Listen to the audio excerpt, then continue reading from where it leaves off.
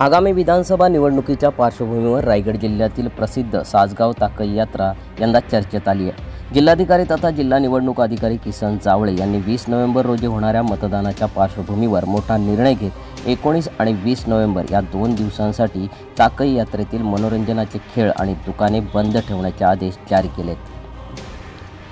ताकई येथे सुरू असलेली धाकटी पंढरी विठ्ठल मंदिर यात्रा खोपोली नगर परिषद आणि स्थानिक ग्रामस्थ मंडळांच्या संयुक्त विद्यमाने आयोजित करण्यात आली आहे। या यात्रेत नेहमीप्रमाणे मोठ्या संख्येने भाविक आणि पर्यटक गर्दी करतात। विशेषतः सुका मावरा, मनोरंजनाचे विविध खेळ, खेळणी आणि वस्तूंची दुकाने, खाद्यपदार्थांचे स्टॉल, कपड्यांची दुकाने याकरिता यात्रेकरूंची मोठी गर्दी असते।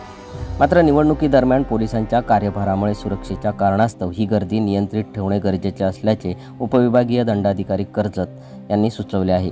निवडणुकीच्या काळात जनतेच्या मतदानाचा हक्क सुरळीतपणे पार पडावा यासाठी ही यात्रा काही प्रमाणात नियंत्रित ठेवावी लागणार आहे।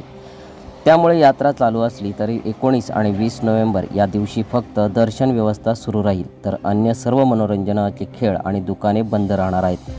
हा आदेश यात्रेतील गर्दीमुळे होणाऱ्या वाहतूक आणि सुरक्षेच्या अडचणी टाळण्यासाठी तसेच मतदान प्रक्रियेवर कुठलाही परिणाम होऊ नये यासाठी जिल्हाधिकारी जावळे यांनी दिला आहे। सम्राट मराठी लाईव्हसाठी ब्युरो रिपोर्ट खोपोली।